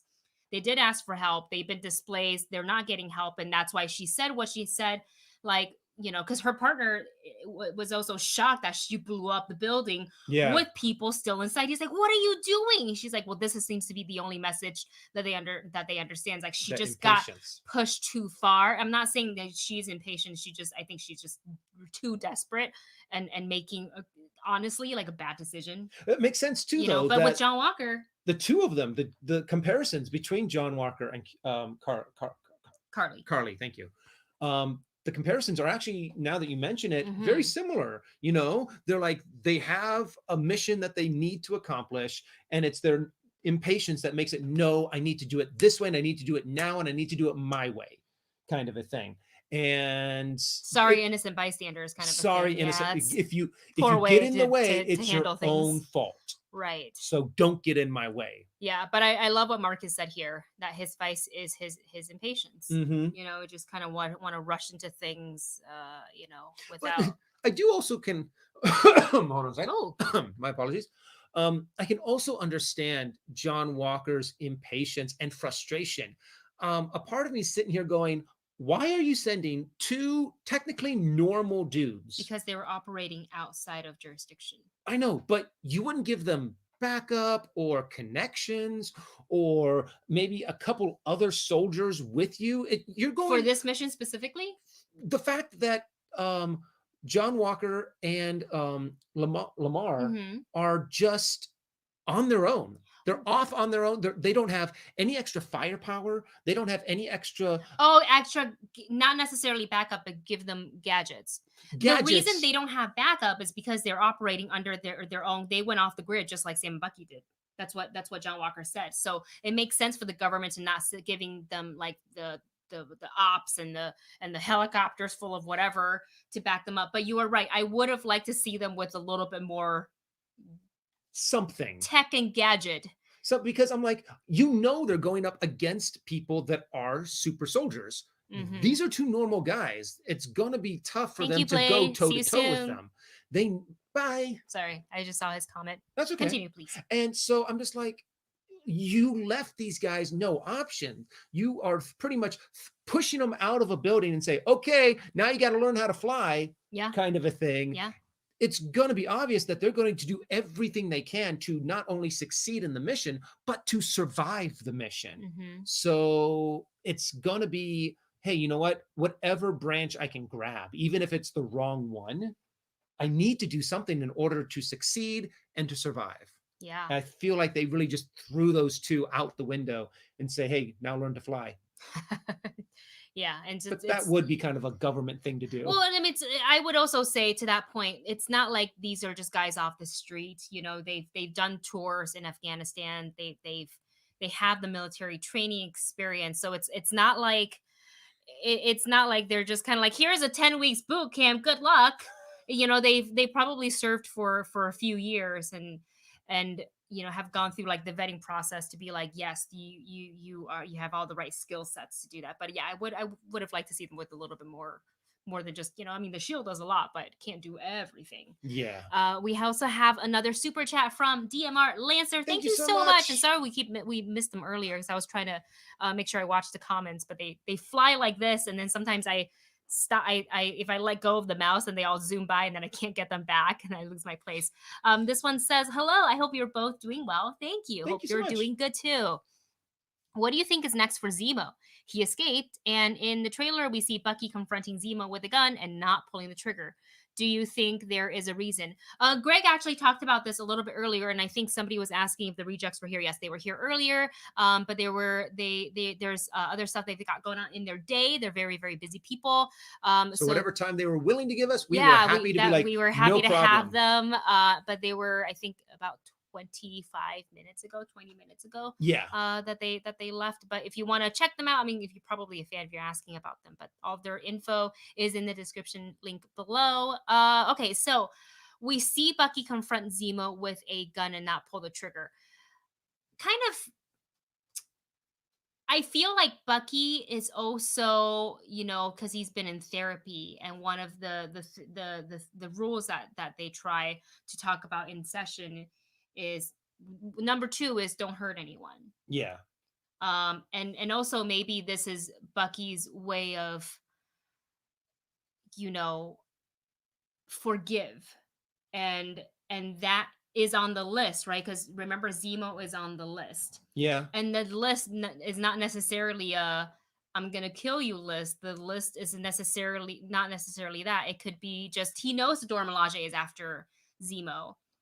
And I really don't think there's anything Bucky can say to them to make them stop hunting down Zemo. I think the Dora Milajes had their mind. He killed their king. Yeah, they're not going to stop doing what they're doing. I think, if Bucky stands in their way, they'll just push him aside, like kind of we already saw in the fight scene.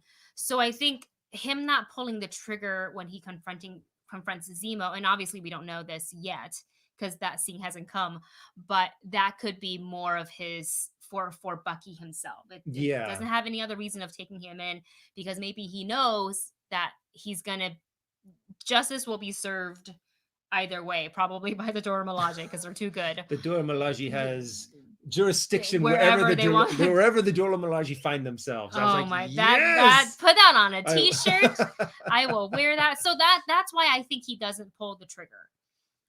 Do you think there's any other reason why? I don't know. Doesn't? I wouldn't be surprised if there's actually another set of words that Zemo knows to control Bucky. And there's that moment where he has the gun pointed at him, and he says another series of trigger and he starts words? saying another series of trigger words. It would make sense too that Hydra would have a backup just in case. It's something that they don't primarily use. They only use it when their primary source of control is no longer there. So it's very possible. And then that would just add a whole nother layer, I think, because it would break your heart to see Bucky being controlled again. I mean, let's not talk about how in the first 2-3 minutes of this show, I was already in tears because one, I didn't think we were going back to Wakanda. So when we did, even though it's 6 years ago, it was really nice to see. And that very intimate moment between Ayo and Bucky, where he was like, I don't know if this is going to work. And she's like, you can't hurt me. You know, and like she and she knew, and now I wonder if we know why, because she knows how to with a single hand she can disarm his arm. That was so like imagine the humiliation he didn't have an arm. of like picking up his own arm and then you drop this. You know, just that look of disappointment on her face. She's like, let me teach you a lesson. A little lesson here. Yeah. A young pup. That's kind of like, you're no longer the white wolf, you're a pup. I love that scene because I gotta give it to Sebastian Stan and his like acting skills there, because there wasn't a lot of line. It's just a lot of reacting to those trigger words, knowing that, like, one, I think being afraid of them because they've always worked and they turn you into something else in the past, to knowing that these words are now merely just words. Hopefully they'll remain that way. You know, but then to have all those memories, all the PTSD flowing back in that moment, there's just an overwhelming emotion coming out of Bucky there. And I love the kind of the happy sob of like that release, like I am free, and then that slight smile of like no one can control me like that again. It's lovely to see. Props to Sebastian Stan for putting that scene out there, for making everybody cry. I was like, what is this up? Why am I crying right now? Yeah. But that was a beautiful scene. Yeah. And just, he expressed so many emotions. Yeah. The release, the joy, the just being able for it to be kind of this oh my gosh, it's done. Yeah. Kind of a thing. So I think, Sebastian Stan, amazing job, dude. Amazing job. And then just to kind of wrap up the question from DMR Lancer, what is next for Zemo? We don't know what his next thing he wants to do, but Zemo has a plan. He's always had a plan. Oh, yeah. This plan's probably been in his head since even before he was in jail. You know, I think jail was just a roadblock for him. It was just a pause. It was just a little pause, a little rest for him. I wouldn't be surprised if there's some kind of accident with Zemo that gives him superpowers, but also kind of because in the comic books, I know he gets splashed with something. Oh, and that mask gets molded to his face permanently. And if that happens to be like an acidy form of the super soldier serum, so he does get superpowers. And then there's goes this against everything this self-loathing, but also now there's this combination of, I now have the power to do what I wanted to do, but yet I am also kind of the abomination that I was fighting against. Yeah. Kind of a thing. Yeah. So we'll see. Definitely not the end for Zemo though. Like, I think he'll definitely survive past the series, onto season 2, assuming we get a season 2, and then probably making appearances in future movies and stuff like that. We have a super chat from Javier Reyes. Yay! Thank you so much. Thank you, Javier. Javier writes, do you think Sam will take the super soldier serum, or will he stay true to his word and not take it? Great show, guys. Thank you so much. I don't think Sam will take it. No.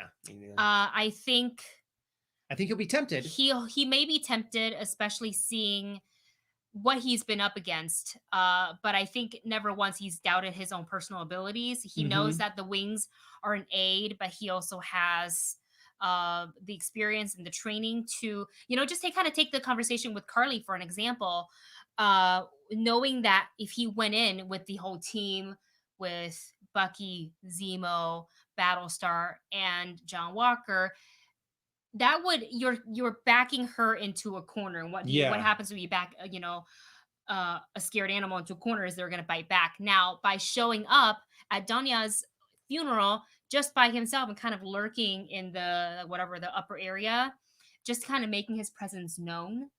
That was and smart. Her seeing kind of like, okay, well, he's here by himself.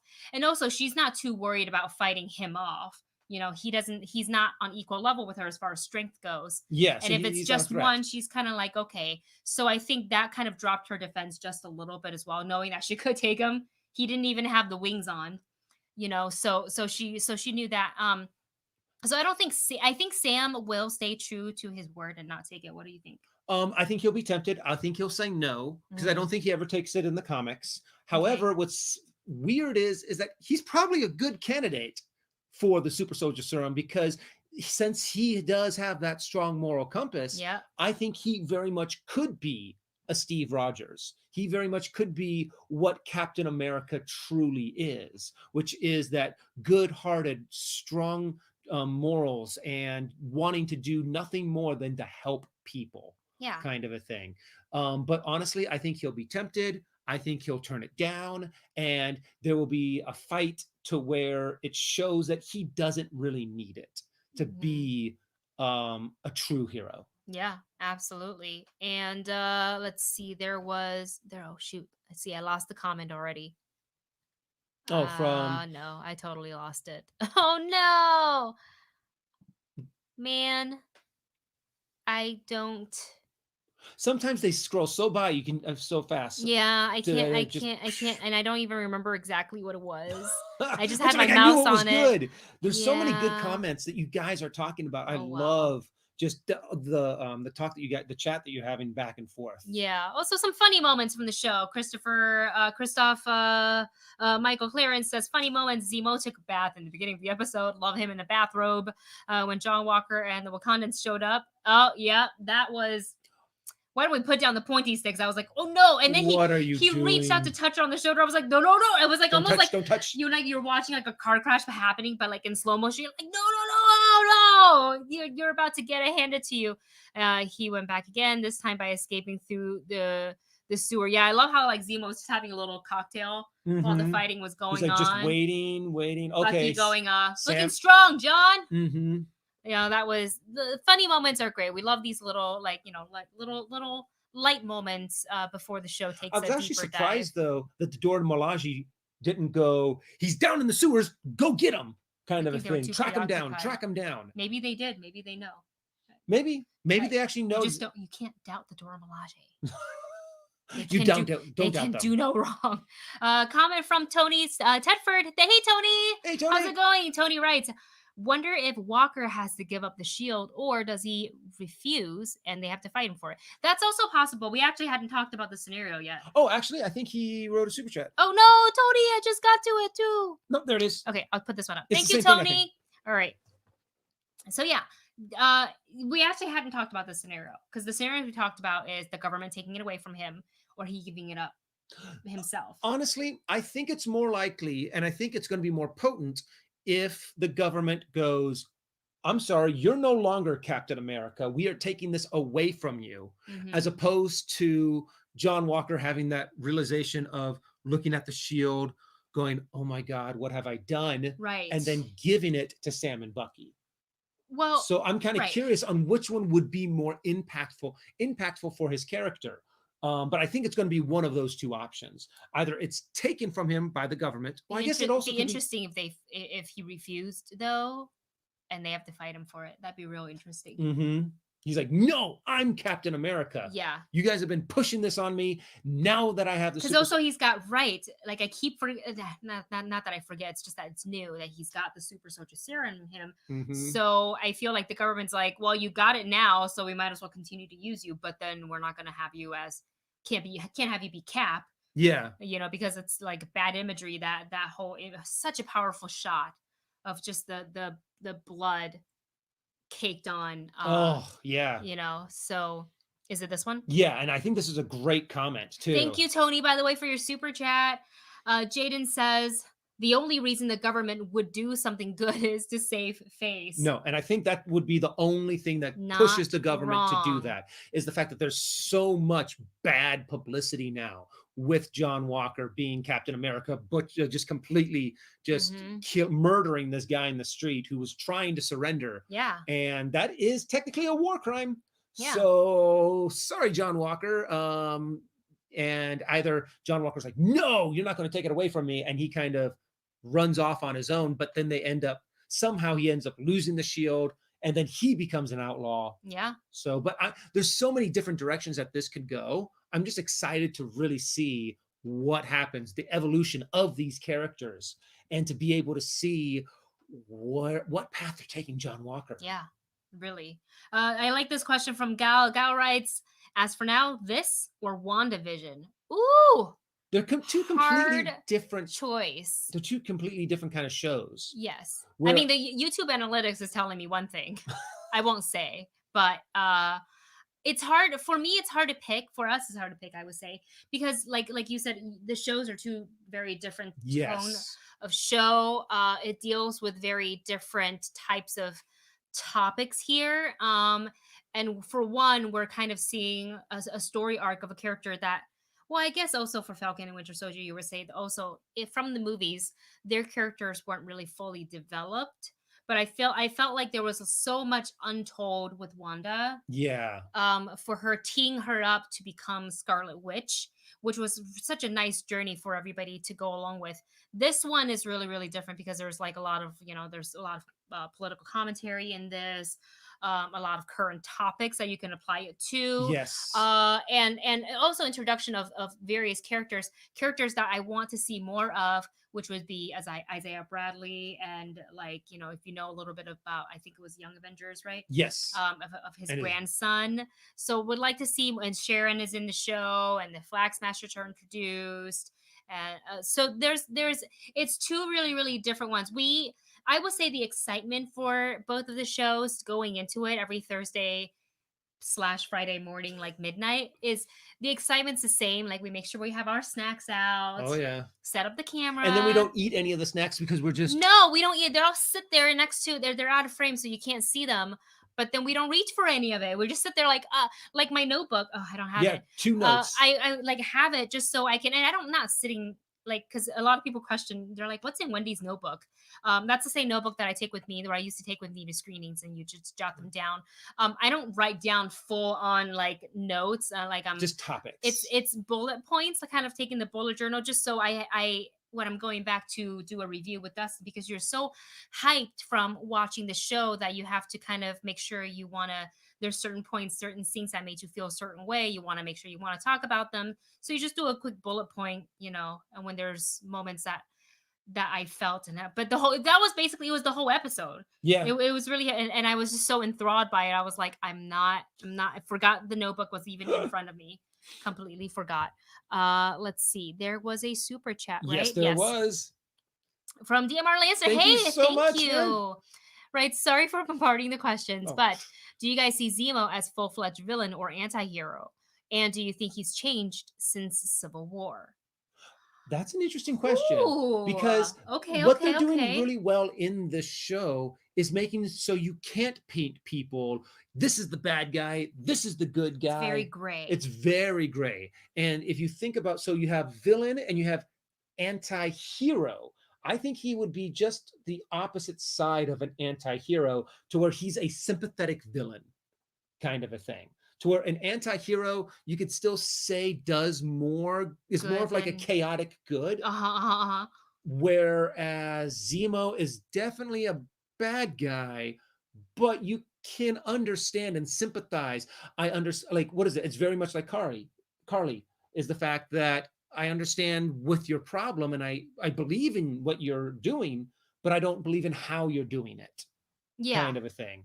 So, I mean, it makes sense. I mean, that Zemo is very much on that gray scale. Mm-hmm.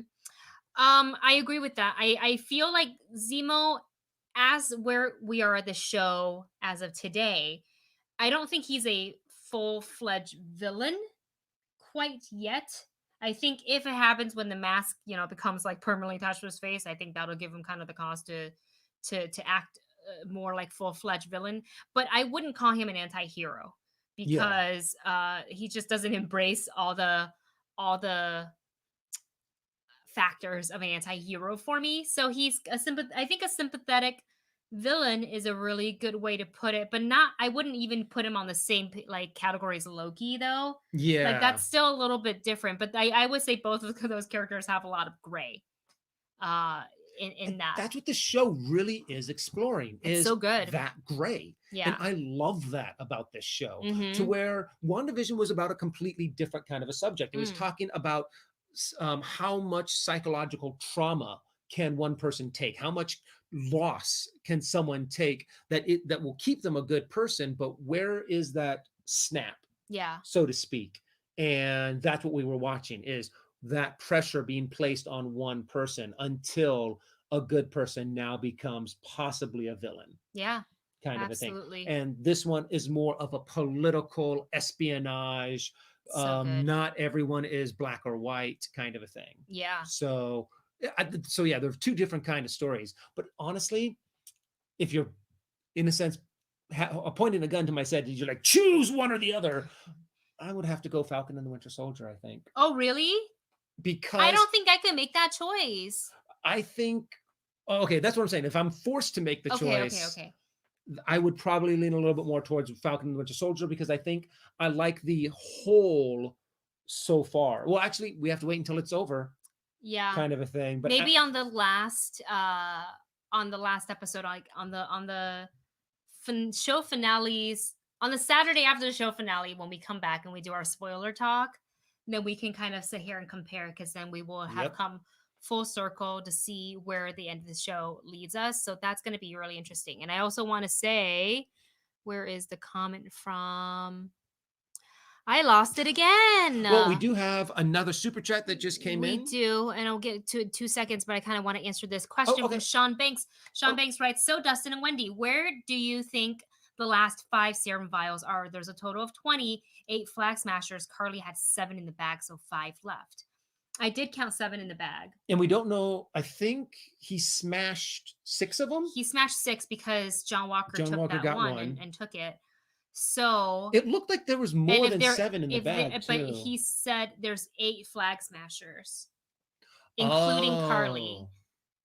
So unless she made more between that time, that would maybe account for the 5, and then she, with the remaining 7, was going to use up the rest or a portion of it to make more. So that it's possible, because maybe not all the Flag Smashers were in that scene where they're kind of like sitting there gathered on the grassy lawn area. And I also wouldn't be surprised because the power broker, I'm pretty sure he wouldn't give up, or they would not give up all of their super soldier serum. I'm sure there's like still a secret safe somewhere that has maybe 1 or 2 vials that I'm like, just in case all of that other serum gets destroyed, I still have these 2 in case of emergencies. And so that he could like, oh, okay, my scientist died. I'll take his work and be like, I now have another scientist here. I need you to duplicate this. Make this again, kind of a thing. Wow. I don't think if the power broker is as smart and powerful as everyone is alluding to, I don't think they would put all of their eggs in one basket, kind of thing. Correct. I think they would really diversify a lot more. Yeah, that's correct. So we don't know. We're not sure, but it's good. It's good looking there and good math, because I hadn't thought about like counting how many Flag Smashers that we have so far that we've met in the show. And 2 of them have died. And one of them was shot down. And the other one was the one that's kind of stopped. Tried to buy them time at the airport there. So yeah, that's interesting. Can you imagine if somewhere like somebody whips out just here's the other 5. Here you go. Here's some more. A super chat from Marcus. Marcus, thank you so much. Marcus writes, I wonder if the phone footage of Bucky's violence in Madripoor will resurface along with Walker's incident in Latvia. A U.S. government PR nightmare. I love that you brought that up because I said that make sense. during the reaction for that episode when he was, I know he was playing a role, acting as Winter Soldier and beating up, with Zemo. Right. So yeah, I really do wonder if that's going to, because I said that then. I go, oh my God, they're capturing it all on the camera phones. And at this point, we know Bucky's been pardoned, but now they're working off the grid. One of the things that I would say maybe it doesn't leak is because of the location, because they're at, what's the bar called? The Monkey? Nope. Yeah. Well, in Madripoor, right? In Madripoor, but I can't remember what the bar's name was called. Maybe people wouldn't be so enthusiastic to share it because it's one of those places. It's kind of like, hey, what were you doing there? Like it's a little sus if you were there, maybe. So I don't know. That's just me spitballing. But you're right. I love that it could totally show up. Yeah. And you know what? Sam also might be on that footage somewhere too. Yeah, I mean, the Princess Bar. Thank you, Marcus. Duh. Oh my God. I knew this, but my brain. This is why we don't do. Oh my gosh! I mean, you guys know how terrible I am with just names. The recall memory. It's not there. It would be interesting if they kind of all go back and they get called in for you're in trouble. Sit down, John. You did this. You look at this footage. Nightmare. You, James, you're not off, the hook either. What were you doing in this bar and attacking these people? We pardon you, and you're using your, so like, yeah, that could absolutely turn around and bite Bucky in the butt. But I think they knew this going in that it could happen because nowadays, taking place in current time, everybody has an iPhone, camera phone, like a live stream from their phones. And I really like the fact that they are addressing with your phone. That. Yeah. Is the fact that, there's nowhere you can go in the world nowadays to where someone can't take a picture of you. Kind of like what they did in Charlize Theron when that soldier one, the Old Guard. The Old Guard. Oh, Thank you. It's a great movie. To where it's like, she has to be careful of anyone taking a picture because it could show up anywhere. Yeah, exactly. So, and everyone's now carrying around a high definition video camera with them. Yeah. So you can't get away with anything these days. Exactly. Jack's asking, does Sharon have serum hiding at her plates? Possible. Who knows? We don't know. She's a spy, so there could be secrets. She could have one or two. I think it's unlikely that she got one, but actually wouldn't be too surprised if she did. How did she pay for that on the run? I have a pay theory. For that, but what on the run? Pay for what? Oh, her place. Oh, well, isn't it because she's dealing in art? Yeah, she has some underground stuff to do, but I wouldn't be surprised if Nick Fury's helping her out a little bit because one, Nick Fury knows that she's trustworthy because when Hydra took over SHIELD, she was one of the people that was on the SHIELD side. So I wouldn't be surprised if Nick Fury's throwing her some help. Hey, here's some information. But she also knows how to survive, so she can, it's like I feel like a part of like spy training. Yeah. It's like, so not only you have to be a spy, a great fighter, you also have to be an entrepreneur. Go. Start your own art dealing business. Speaking of which, since we're talking about Madripoor a little bit and Sharon, MK, our movie bunch in our Discord, actually put out a the Madripoor website. So let me see if I can find it real quick. I think it's just like madripoor.com or something like that. But it looked really cool to where you can actually like go into the city, you can navigate around, you'll have to know, have watched the show. So you have like to insert some of the codes that Sharon used. Yeah. To get into certain places. I'm like, this is a really cool interactive way. The website is called exploremadripoor.com and it kind of comes off as just like a tourist website, like book your charter, come visit us in Hightown, come visit us in Lowtown. But the website's pretty cool because you can insert certain codes. You do a little bit of like not puzzle solving. You just have to, write codes. And if you watch the show, there's some key phrases that you can put in that you can try, and that works. But there's also, don't just go on the website, but like move your mouse around and like click around because they hide a little clickable pictures and things like that. You can bid on some of the artwork. And I also like to point out there's a drink menu for the Smiling Tiger. Sorry, for the bar, and it shows you like what the ingredients are in drinks, and the price is listed in Bitcoins, which I find really interesting because the bounty for the killer of Selby was also in Bitcoin. So I thought that was really, really cool. All right, guys, we're going to go ahead and end the live stream. Want to thank you all so much for hanging out with us. We love the discussion. Thank you again to the Real Rejects for taking the time to join us today. We will have them back. Maybe we can try, we'll see, do just a super fun, no, like a super chaotic, crazy, no specific topic in mind cross stream with Late to the Party and Real Rejects. I just have to see if we can work that out because everybody is like super busy. So we will see. But we appreciate you guys being here. Thank you so much for all your contributions and your questions via Super Chat. We love you. That's a great way to help us keep the channel going. We will be back every Wednesday and Saturday with a live stream from 2 p.m. PT to 3 p.m. PT. And Navi will be here sometimes as well. She runs our sound. Yes, and that's what she does when you don't see her on camera and lighting. So also, if we sound terrible, it's her fault. All Navi's fault. It's this one's fault. But how can you stay mad at this cute little face? Yeah, you can't. She's too cute. She just looks at you with those eyes and she's like, but I'm cute. So we will see you guys next Saturday. On Saturdays is when we do our spoiler discussion for Falcon and the Winter Soldier. So we hope to see you back here next Saturday for more juicy discussions and spoiler talks. And until then, we will see you next time. Stay well, stay safe, and we'll talk to you. Oh gosh. And we'll talk to you soon. Bye guys.